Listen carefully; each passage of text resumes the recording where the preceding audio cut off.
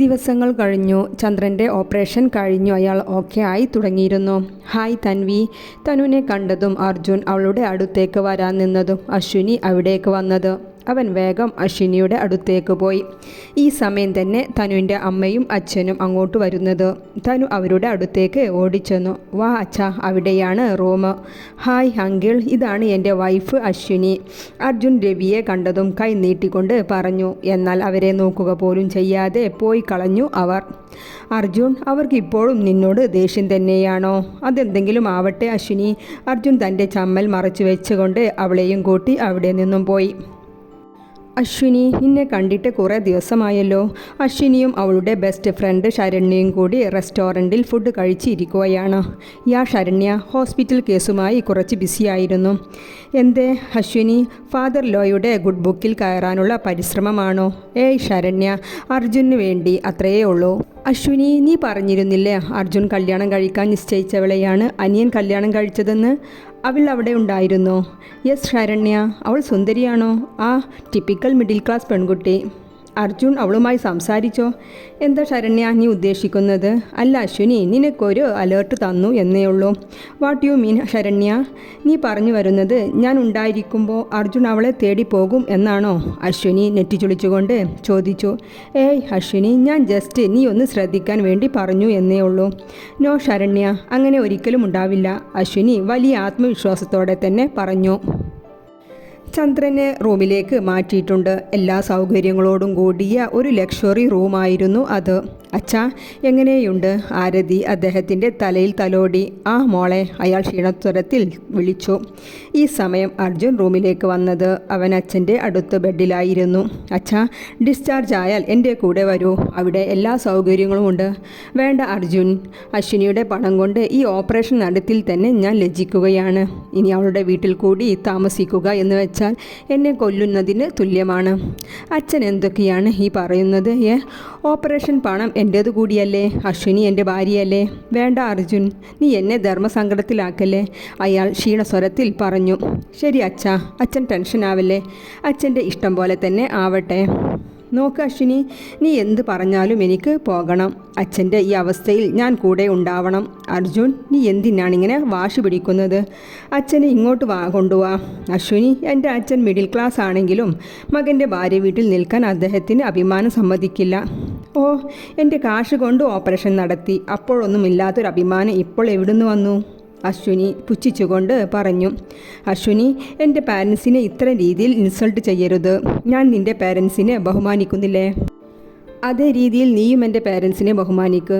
നിനക്കറിയോ അർജുൻ, ഇടയ്ക്കിടയ്ക്ക് നിൻ്റെ ഉള്ളിലുള്ള ഈ മിഡിൽ ക്ലാസ് സ്വഭാവം പുറത്തു കൊണ്ടിരിക്കുന്നുണ്ട്.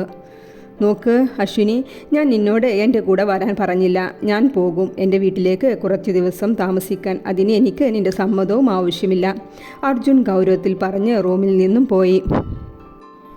അർജുൻ അച്ഛനെ ഡിസ്ചാർജാക്കി വീട്ടിലേക്ക് വന്നതാണ്. അവനും ആര്യയും കൂടി അദ്ദേഹത്തെ പിടിച്ച് ബെഡിലേക്ക് കിടത്തി.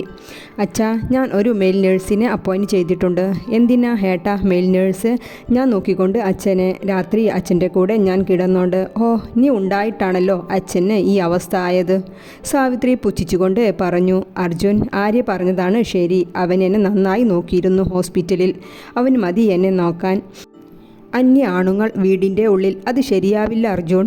അതെ, അർജുൻ പറയുന്നത് പോലെ ചെയ്യട്ടെ ചന്ദ്രേട്ട. ഇനി മുടക്കം ഒന്നും പറയണ്ട, സാവിത്രി കടുപ്പിച്ചു പറഞ്ഞു. പിന്നെ ചന്ദ്രനൊന്നും പറയാൻ നിന്നില്ല. രാത്രി തനു ആര്യക്കുള്ള ചായയുമായി റൂമിലേക്ക് പോകുമ്പോഴാണ് അർജുൻ ഹാളിലേക്ക് വരുന്നത്. എന്താ തൻവി, തനിക്ക് രാത്രി ചായ കുടിക്കുന്ന ശീലമൊന്നുമില്ലല്ലോ? അവൻ പറഞ്ഞുകൊണ്ട് അവളുടെ അടുത്തേക്ക് വന്നു. ഇത് എനിക്കുള്ളതല്ല, ആര്യക്കാണ്, അവൾ പറഞ്ഞുകൊണ്ട് അവിടെ നിന്നും പോയി. ഏട്ടാ ചായ. ആരതി ഒരു കപ്പ് ചായയുമായി അർജുൻ്റെ റൂമിലേക്ക് വന്നു. സോറി ഏട്ടാ, മോൻ നല്ല കരച്ചിലായിരുന്നു, ലേറ്റ് ആയത് അതാണ്.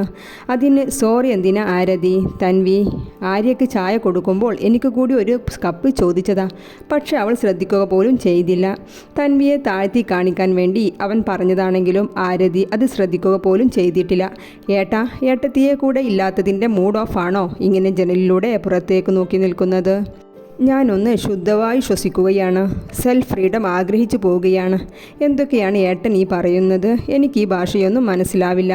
ആരതി ചിരിച്ചുകൊണ്ട് പറഞ്ഞ് അവൻ്റെ റൂമിലെ കുഷ്യനിലേക്കിരുന്നു. ഏട്ടൻ വന്ന ശേഷം അമ്മ എത്ര സന്തോഷത്തിലാണ്. പാവം, എന്നും ഏട്ടനെക്കുറിച്ച് പറഞ്ഞ് കരയാനേ നേരമുള്ളൂ. ആരതി, ആര്യയും തൻവിയും തമ്മിലുള്ള വിവാഹം അത് എങ്ങനെ സംഭവിച്ചു? പിന്നെ എന്താ ചെയ്യേണ്ടത് ഏട്ടാ? ഏട്ടൻ എന്ത് പറഞ്ഞാലും ഏട്ടൻ അന്ന് ചെയ്തത് ശരിയായില്ല.